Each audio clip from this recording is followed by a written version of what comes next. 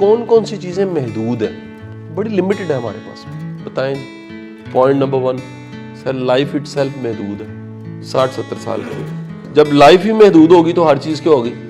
अब ज़रा महसूस करते जाएं कि ये 60-70 साल की ज़िंदगी ने ख़त्म हो जाना है। एनर्जीज यार ये इतनी कम है कि शाम को हम थक के लेट जाते हैं। रिसोर्सेज, आप दुनिया के बादशाह भी बन जाएं फिर भी आप असल में मोहताज ही हैं, लिमिट है। ठीक है जी। सुनने की एक खास लिमिट है, उससे आगे सुन नहीं सकते।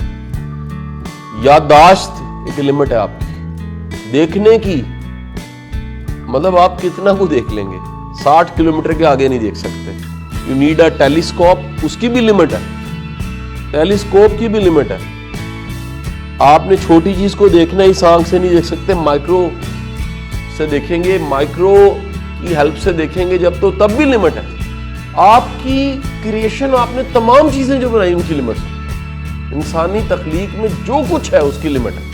जब आपको पता लग जाए कि हर चीज इतनी लिमिट में है, तो कहीं ऐसा तो नहीं पहले ही हमारे पास बड़ी लिमिटेड सी लाइफ और एनर्जी पड़ी हुई है और उसमें से कितना कुछ जाया जा रहा है और जा रहा है। कैसे?